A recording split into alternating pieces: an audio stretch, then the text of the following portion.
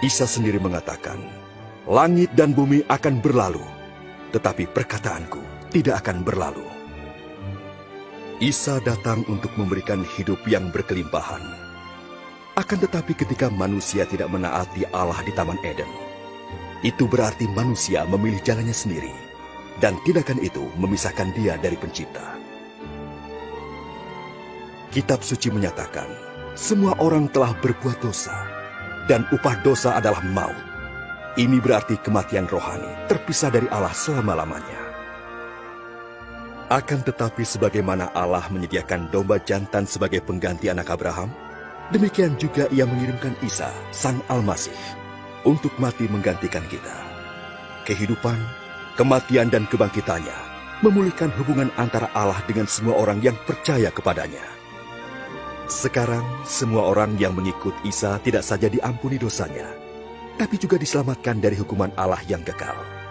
Mereka dijamin masuk surga dan tinggal bersamanya selama-lamanya.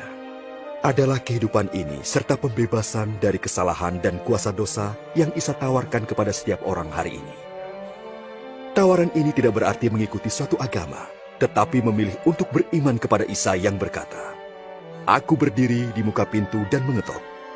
Jikalau ada orang yang mendengar suaraku dan membukakan pintu, aku akan masuk mendapatkannya." Ini berarti berbalik kepada Allah dan mempercayai Isa untuk masuk ke dalam kehidupan kita, mengampuni dosa-dosa, dan menjadikan kita pribadi yang sesuai dengan kehendak-Nya. Tidaklah cukup untuk mengerti Isa hanya dengan akal kita saja, atau dengan suatu pengalaman emosional. Kita menerima Isa berdasarkan kasih karunia melalui iman, sebagai suatu tindakan kemauan.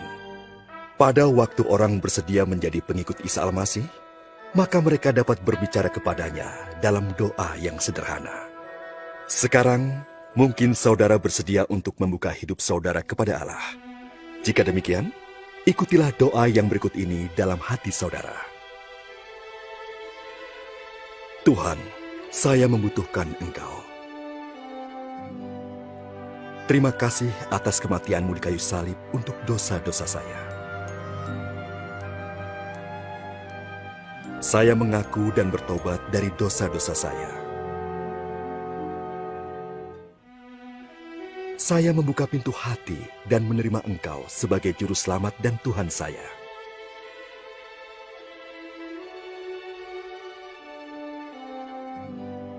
Terima kasih telah mengampuni dosa-dosa saya dan memberikan hidup yang kekal.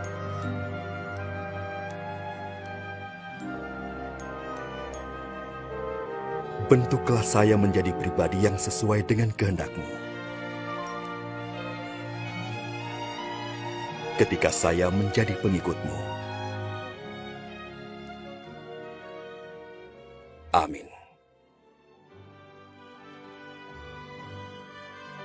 Isa berkata kepada para pengikutnya, "Domba-dombaku mendengarkan suaraku. Aku mengenal mereka dan mereka mengikut aku." Untuk mengalami hidup yang berkelimpahan yang dijanjikan Isa, maka para pengikutnya berbicara kepada Allah setiap hari, melalui doa dan membaca firman-Nya. Mereka menceritakan kepada orang lain tentang Allah dan bersekutu dengan mereka yang mengasihi